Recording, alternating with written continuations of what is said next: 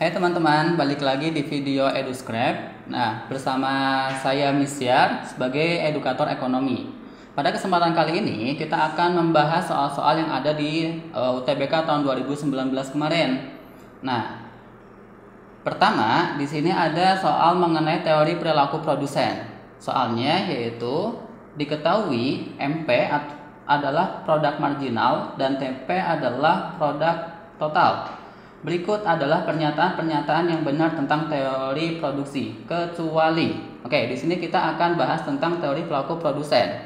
Nah, untuk membahas teori perilaku produsen, di sini biasanya ada dua jenis pendekatan, yaitu teori produksi jangka pendek dan teori produksi jangka panjang. Nah, kalau kita membahas mengenai MP dan hubungannya dengan TP, ini kita bahas dalam teori perilaku produsen jangka pendek. Nah, dalam jangka pendek nanti di sini akan ada yang namanya kurva LDR. Ya, LDR itu adalah law of diminishing return, ya. Jadi ini adalah kurva LDR, ya, atau kepanjangan dari law of diminishing return. Di sini kita menghubungkan antara produk atau total produksi dengan labor atau penggunaan tenaga kerja. Nah, di sini dalam kurva LDR kita asumsikan bahwa semua input ya itu dianggap tetap, tapi hanya ada satu yang berubah. Nah, di sini kita anggap yang berubah adalah penggunaan tenaga kerja.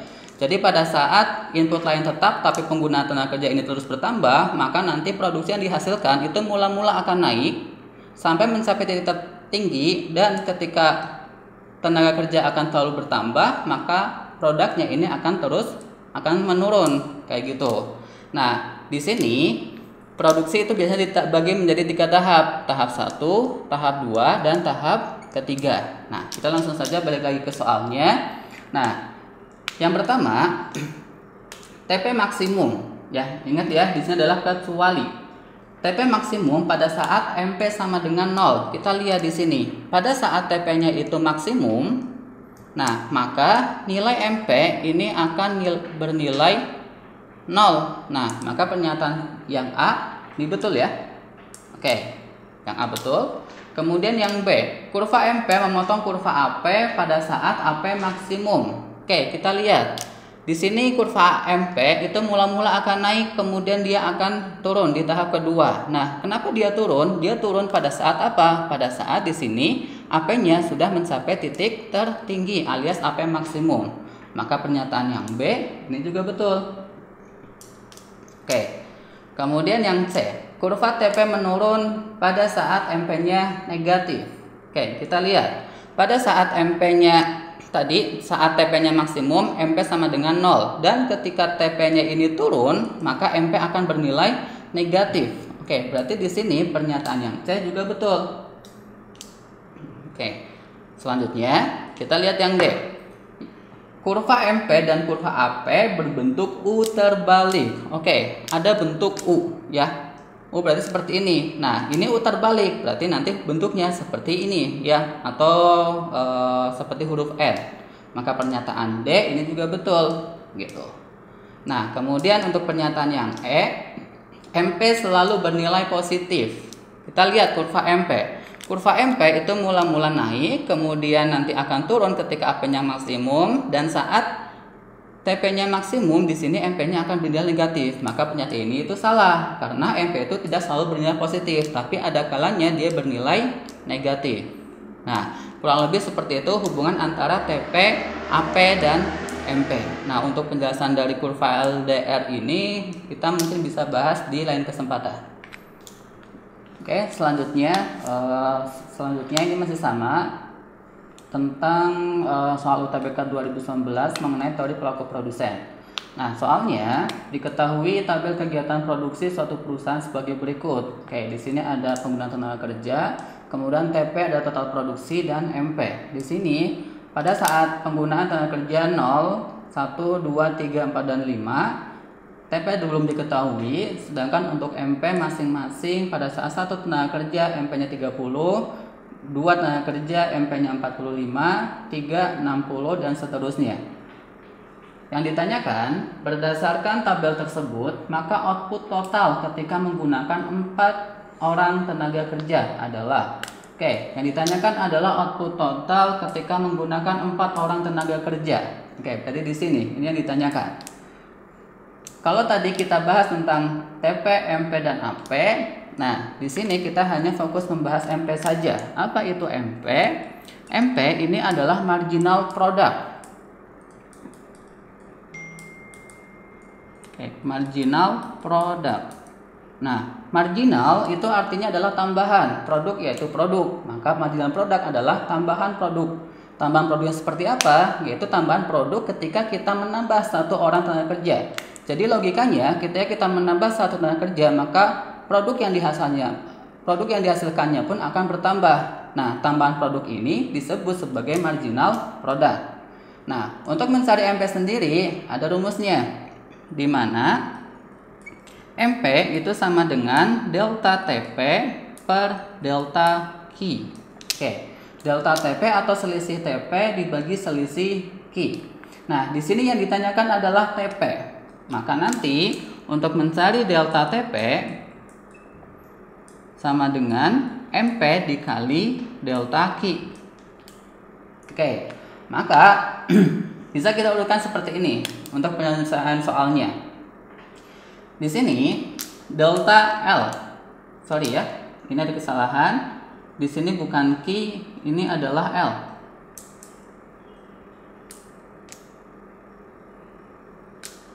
Ya, L adalah tenaga kerja, bukan Q. Oke, di sini saat penggunaan tenaga kerja. Nah, pada saat penggunaan tenaga kerja 1, maka di sini ada delta L sebesar 1. Maka TP pada saat penggunaan tenaga kerja 1 ini nilainya adalah 30 dikali 1, maka sebesar 30. Kayak gitu. Kemudian pada saat penggunaan tenaga kerja ditambah 1 lagi. Oke, berarti delta L-nya itu masih 1. Nah, di sini maka delta TP itu MP dikali L. Maka 45 dikali 1. Ya, pada saat penggunaan 2. Oke, pada saat L-nya itu 2, maka 45 ini dikali 1, hasilnya adalah 45.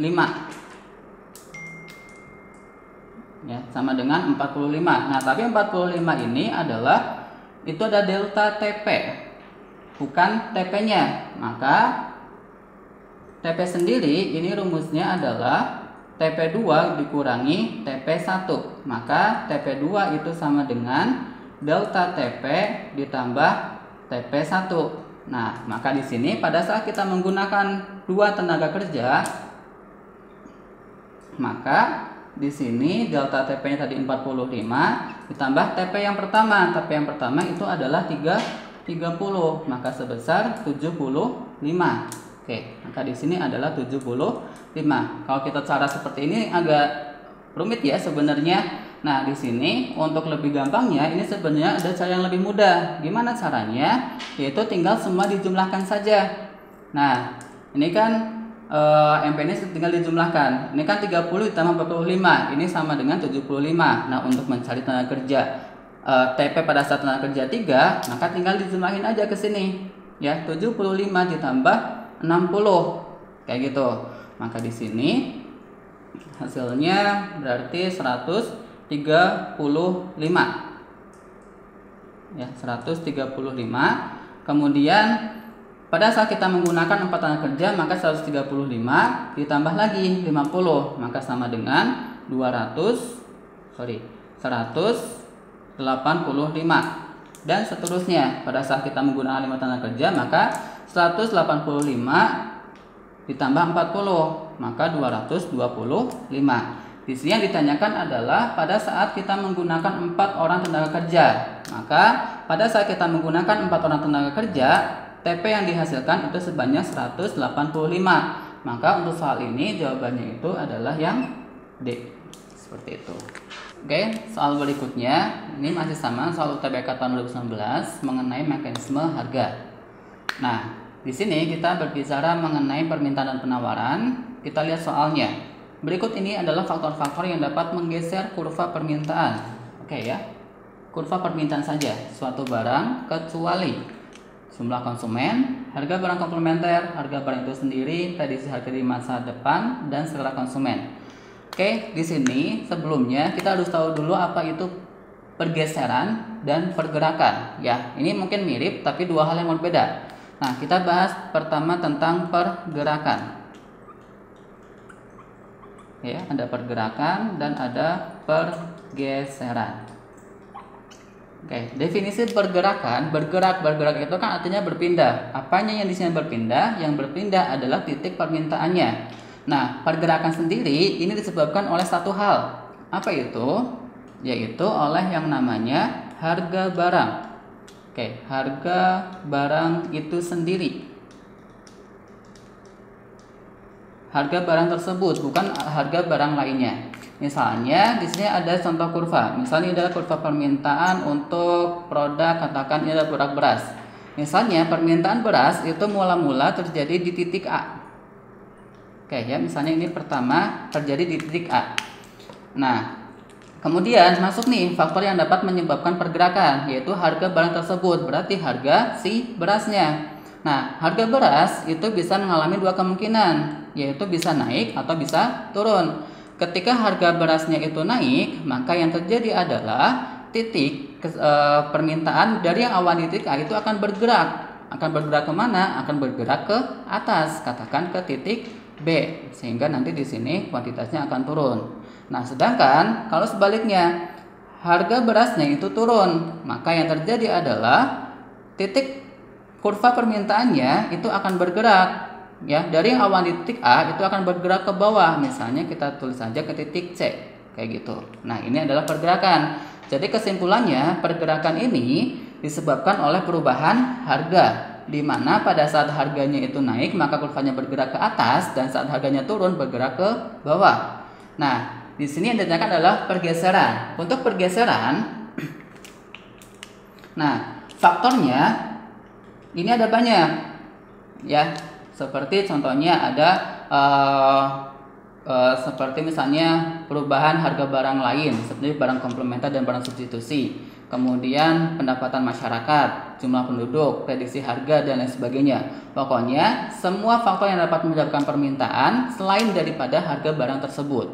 Kayak gitu. Itu untuk pergeseran. Nah, misalnya di sini ada sebuah kurva permintaan terhadap suatu barang.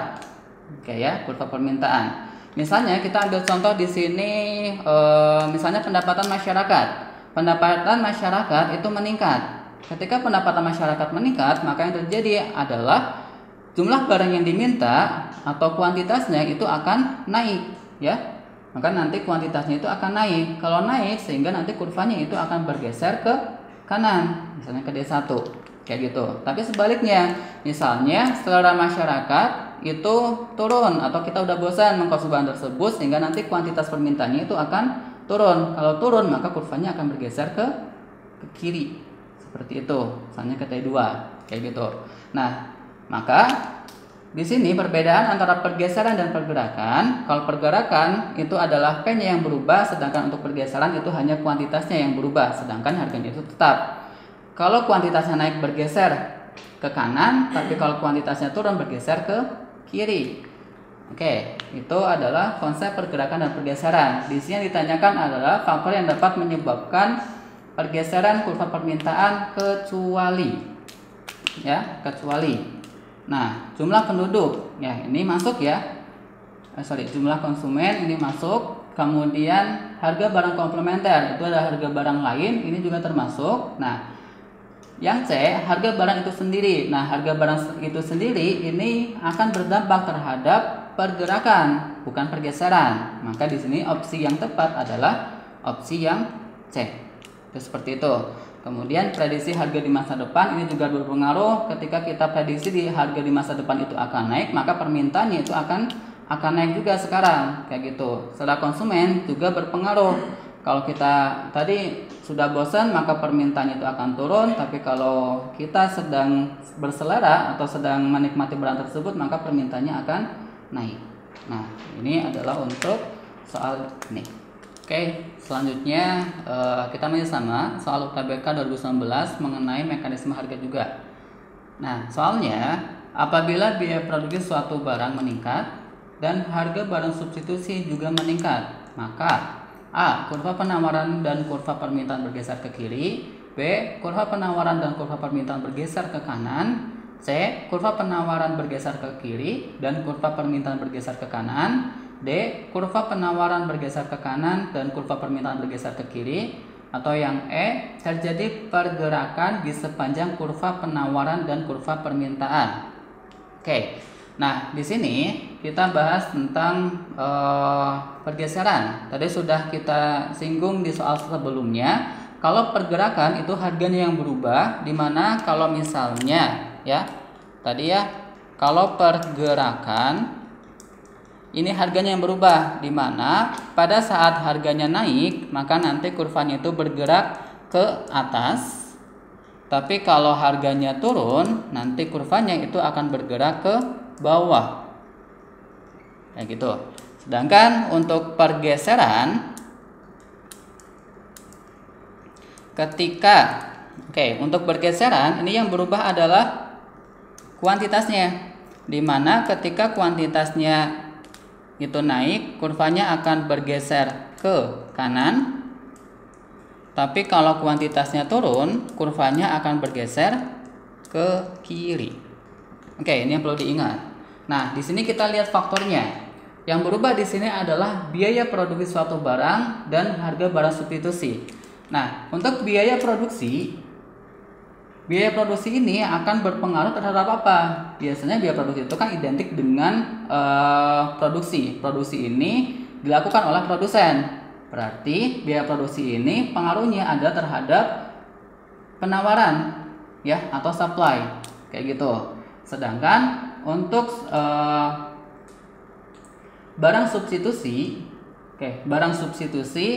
barang substitusi ini biasanya berkaitan dengan barang yang dikonsumsi oleh masyarakat. Maka barang substitusi ini akan berdampak terhadap kurva permintaan atau demand. Nah, di sini biaya produksi suatu barang itu meningkat. Biaya produksi naik. Kalau biaya produksi naik, maka jumlah barang yang dihasilkan kira-kira akan semakin banyak atau semakin sedikit. Nah, kalau biaya produksinya naik, biasanya kan yang dihasilkan itu akan semakin sedikit. Otomatis kuantitas barang yang dihasilkan itu akan turun, ya. Kuantitas barang yang dihasilkan itu akan turun sehingga nanti kurva penawaran itu akan bergeser ke kiri. Ini ya. Oke, kita dapat satu. Maka nanti yang pertama, ketika biaya produksi suatu barang meningkat, maka kurva penawaran bergeser ke kiri. Kita lihat opsi jawabannya. Oke, ya, kurva penawaran ini bisa bergeser ke kiri, ada kemungkinan yang A. Kalau yang B, kurva penawaran dan kurva permintaan bergeser ke kanan, ini otomatis salah. Kemudian kurva penawaran bergeser ke kiri, kurva permintaan bergeser ke kanan, ini ada kemungkinan betul juga. Yang D, kurva penawaran bergeser ke kanan, itu otomatis salah. Oke, maka di sini kita coret opsi B, D. Kalau yang E, terjadi pergerakan, itu otomatis salah, karena di sini kita nggak bergerak tapi bergeser. Maka opsinya itu antara A atau C. Kemudian kita lihat yang berikutnya. Di sini harga barang substitusi itu meningkat. Tadi ya kita udah dapat barang substitusi itu akan berpengaruh terhadap permintaan. Kita misalkan barang substitusi itu kan hubungan antara barang pengganti. Kalau kita nggak bisa mengkonsumsi barang A, maka bisa digantikan dengan konsumsi barang B. Kita asumsikan misalnya antara daging sapi sama daging ayam. Daging ayam kita simbolkan sebagai barang substitusi. Nah, di sini barang substitusi itu meningkat, maka harga daging ayam itu naik. Ketika harga daging ayam naik, pertanyaannya apa yang terjadi terhadap permintaan daging sapinya?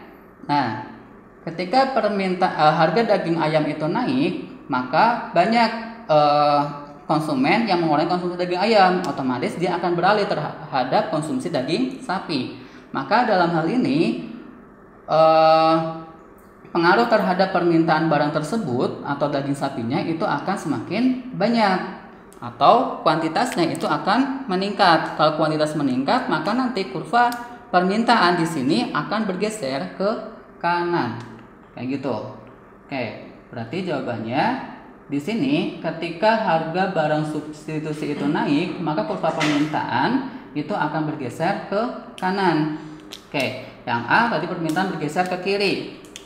Berarti ini salah. Nah, yang C kurva penawaran bergeser ke kiri dan kurva permintaan bergeser ke kanan. Nah, maka kita dapat di sini untuk soal ini jawabannya adalah yang C. Oke, soal berikutnya ini masih sama soal UTBK tahun 2019 tentang elastisitas. Soalnya, ketika persentase penurunan jumlah handphone yang diminta lebih besar dari persentase kenaikan harganya, maka permintaan handphone tersebut bersifat apakah elastis, inelastis, elastis uniter, elastis sempurna, atau inelastis sempurna. Oke, yang kita tahu elastisitas. Apa itu elastisitas? Nah, dalam ekonomi, elastisitas itu adalah tingkat kepekaan. Kalau di sini berarti tingkat kepekaan perubahan barang yang diminta akibat perubahan harga. Jadi ketika harga suatu barang itu berubah, dia akan berdampak terhadap permintaan. Nah, yang di sini yang dilihat adalah tingkat kepekaannya. Apakah dia akan peka terhadap perubahan harga atau enggak? Nah, yang ditanyakan di sini adalah sifatnya, sifat dari elastisitas harga tersebut. Untuk mengetahui sifatnya, ini kita bisa dilihat dari beberapa aspek. Yang pertama bisa dilihat dari koefisiennya, atau bisa juga dari kurva. Kemudian bisa dilihat juga dari persentase perubahan harga terhadap kuantitasnya, atau mungkin bisa juga dilihat dari jenis barangnya. Nah, untuk soal ini yang kita lihat ya, untuk menentukan elastisitas ini dilihat dari persentase perubahannya. Nah, di sini yang diketahui adalah persentase penurunan jumlah handphone. Oke, penurunan jumlah. Berarti bisa kita lihat ya, persentase penurunan jumlah berarti persentase delta Q. Nah, persentase penurunan handphone yang diminta lebih besar. Oke, delta Q lebih besar daripada persentase kenaikan harganya. Kenaikan harga ini berarti adalah delta P. Oke, maka bisa kita simpulkan berdasarkan soal ini, persentase delta Q lebih besar daripada persentase delta P. Maka barang itu sifatnya apa? Nah, bisa kita sebut di sini sifat barang tersebut itu adalah memiliki sifat elastis. Kenapa? Artinya dia peka terhadap perubahan harga. Walaupun misalnya di sini harganya itu berubah sedikit, katakan harga barang itu berubah 2%, maka nanti karena dia peka, permintaannya itu akan lebih besar daripada perubahan harganya. Maka bisa saja di sini berarti lebih dari 2%, bisa 3%, 5% dan seterusnya. Ya, artinya dia peka terhadap perubahan harga. Ketika harga barang berubah sedikit, maka permintaannya itu akan langsung merespon terhadap perubahan harga tersebut, sehingga perubahan permintaan itu akan lebih besar. Nah, maka untuk soal ini jawabannya adalah yang A, sifatnya adalah elastis. Nah, kemudian untuk yang selanjutnya, untuk jenis yang lain, nah apa sih bedanya antara elastis, inelastis dan seterusnya? Kalau elastis tadi di sini persentase delta Q lebih besar daripada persentase delta P. Nah, untuk inelastis ini kebalikannya, di mana persentase delta Q itu lebih kecil daripada persentase delta P.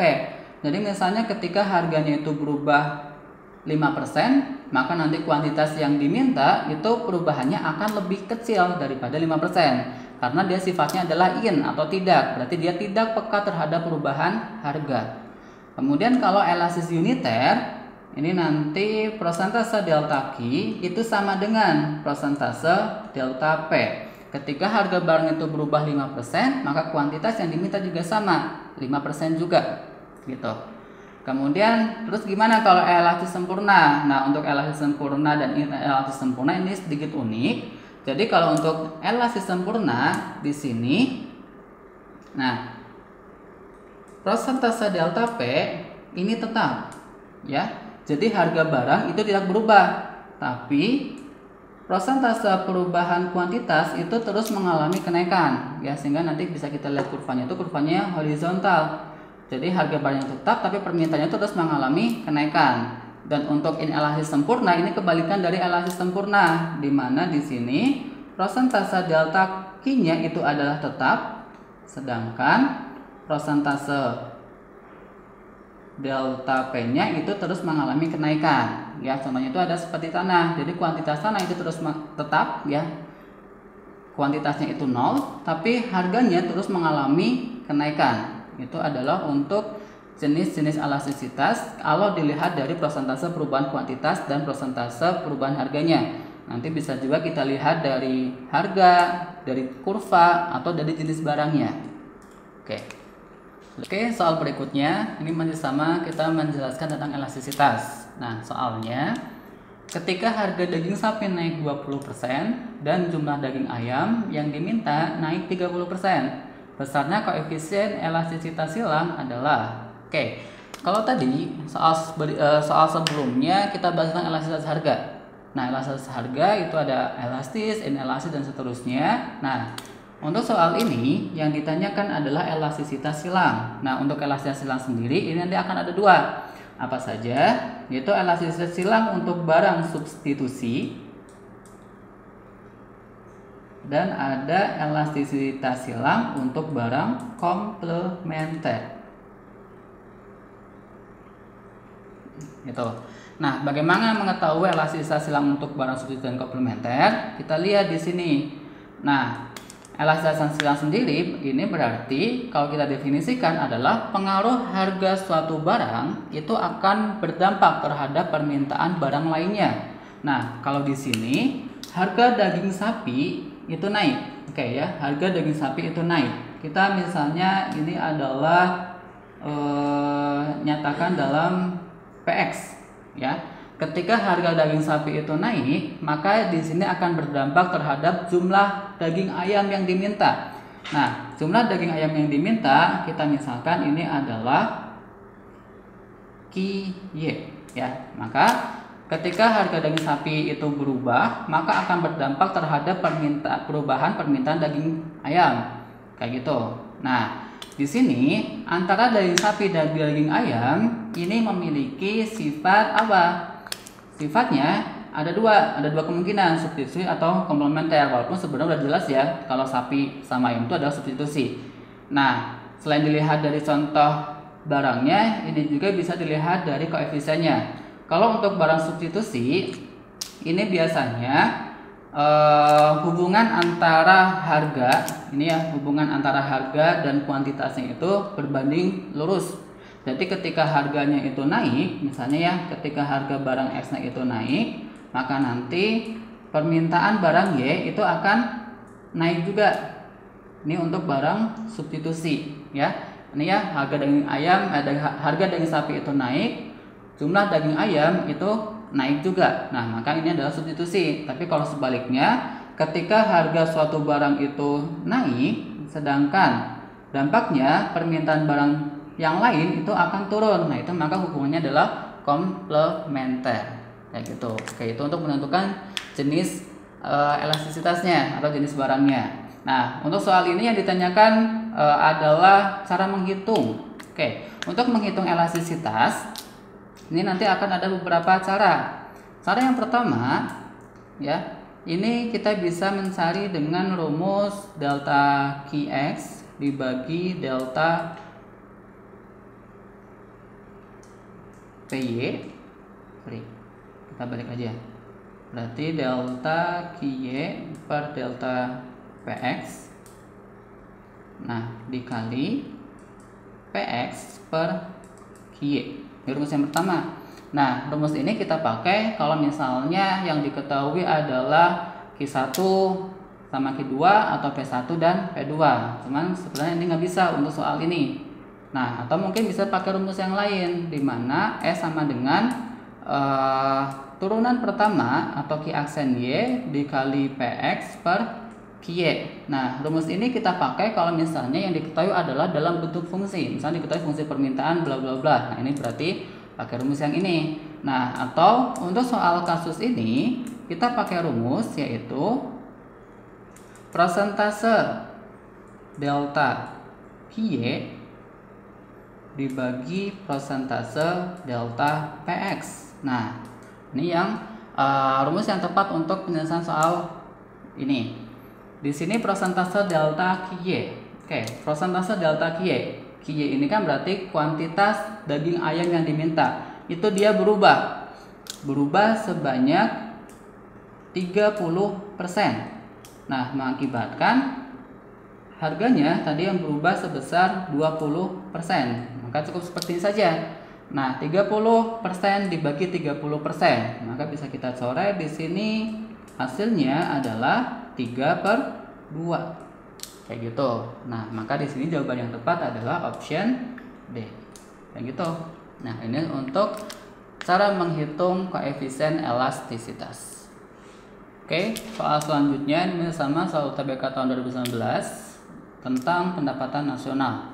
Soalnya, misalkan dalam suatu perekonomian tertutup diketahui PDB 11.000, konsumsi 7.500 dan belanja pemerintah 2.000. Berdasarkan data tersebut, besarnya investasi pada saat keseimbangan perekonomian adalah yang perlu digarisbawahi di sini adalah pada saat perekonomian tertutup. Ada perekonomian terbuka dan ada perekonomian tertutup. Apa bedanya? Nah, kalau kita lihat keseimbangan ekonomi suatu negara itu kan biasanya dinyatakan dalam bentuk Y sama dengan C plus I ya plus G plus ekspor kurangi impor. Konsumsi ditambah investasi ditambah pengeluaran pemerintah ditambah ekspor dan dikurangi impor. Ini perekonomian secara umum. Nah, perbedaannya ada perekonomian terbuka dan ada perekonomian tertutup. Kalau perekonomian tertutup artinya dia tidak membuka hubungan dengan negara lain, sehingga nantinya tidak akan terjadi ekspor dan impor. Kayak gitu ya. Jadi kalau perekonomian terbuka dia akan melaksanakan ekspor dan impor karena membuka hubungan dengan negara lain. Tapi kalau perekonomian tertutup ini hubungannya hanya sampai government saja tanpa ada ekspor dan impor. Kayak gitu.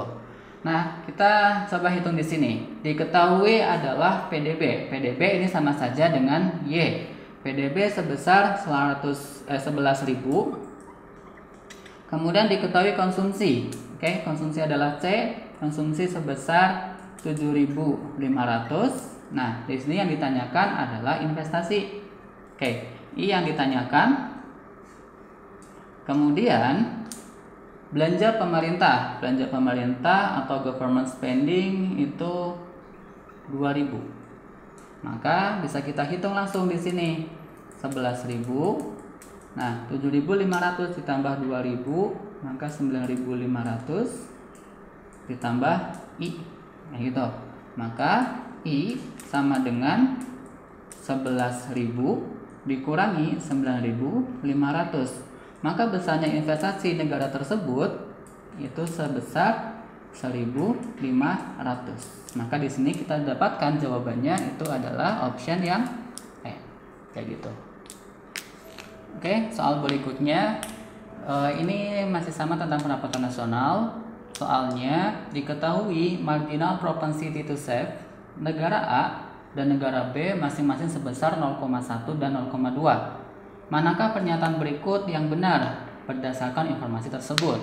Di sini diketahui adalah ada marginal propensity to save atau kita singkat sebagai MPS. Apa itu MPS? Nah, MPS atau marginal propensity to save kalau secara definisi ini artinya adalah marginal itu tambahan, propensity kecenderungan, save adalah menabung. Berarti kalau kita artikan yaitu kecenderungan menambah tabungan. Ketika apa? Ketika kita menerima tambahan pendapatan. Jadi logikanya biasanya ketika pendapatan suatu masyarakat itu nambah, maka kecenderungan kita untuk menambah tabungan pun akan bertambah pula. Nah, tambahan tabungan ini disebut sebagai MPS. Seperti itu. Nah, di sini diketahui MPS negara A yaitu 0,1 dan MPS negara B ini 0,2. Berdasarkan informasi ini, maka mana pernyataan yang tepat? A. Anggaran pemerintah negara B lebih besar dari anggaran pemerintah negara A lebih besar dari pemerintah negara B.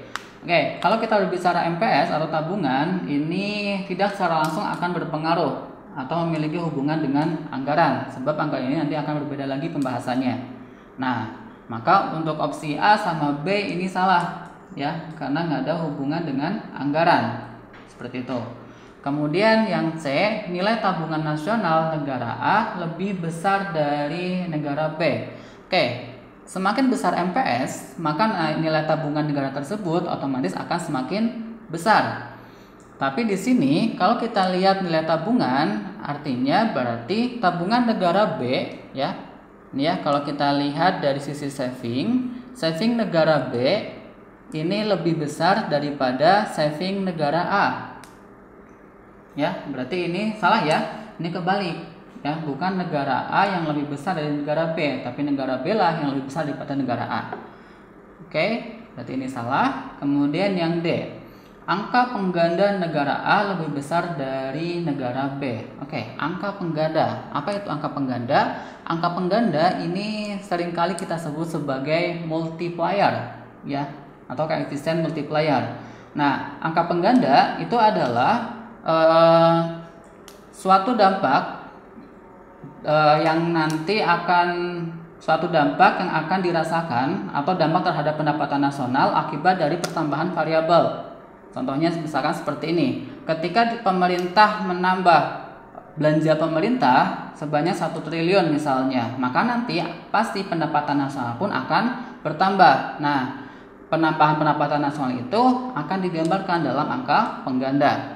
Untuk menghitung angka pengganda atau multiplier, ini ada rumusnya, di mana K ya. Jadi angka pengganda itu dinyatakan dalam K. K itu sama dengan 1/MPS. Nah, ini rumusnya. Untuk mencari angka pengganda adalah 1/MPS. Maka di sini bisa kita hitung. Nah, untuk negara A, maka nanti angka penggandanya berarti 1/0,1. Ya, sama dengan 1 dibagi 0,1 berarti sama dengan 10. Sedangkan untuk negara B ini 1/0,2. Oke, maka hasilnya sebesar 5. Kayak gitu ya, 1 dibagi 0,2 sama dengan 5.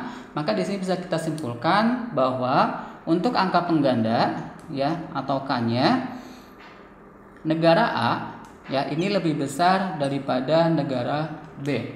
Maka di sini yang tepat kalau yang D, angka pengganda negara A lebih besar dari negara B. Nah, ini jawabannya yang D. Oke, yang E ini kebalikannya ya.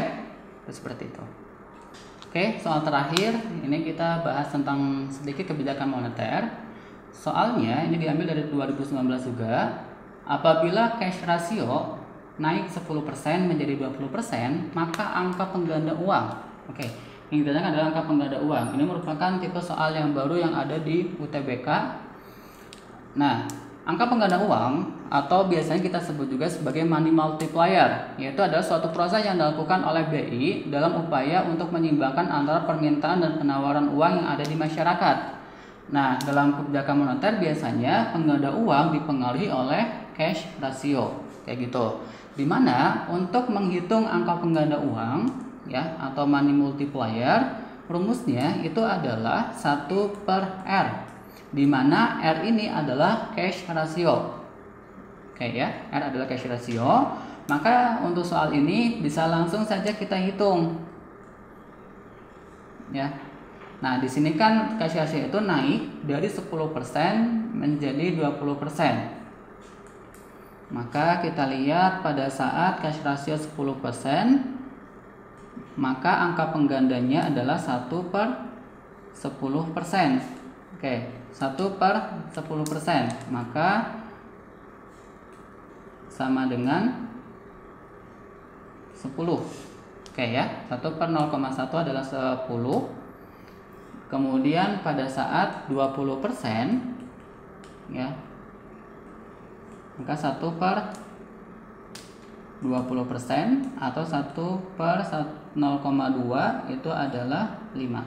Nah, maka di sini bisa kita simpulkan bahwa angka pengganda ketika rasionya itu naik dari 10% menjadi 20% itu akan turun ya, akan turun dari 10 ke 5. Oke, berarti jawabannya yang D. Hal ini sesuai dengan instrumen kebijakan moneter. Pada saat di sini BI menambah cash ratio, maka nanti jumlah uang yang beredar di masyarakat itu akan turun. seperti itu. Dan sebaliknya, kalau misalkan cash ratio-nya turun, maka uang yang berada di masyarakat itu akan lebih banyak. Oke.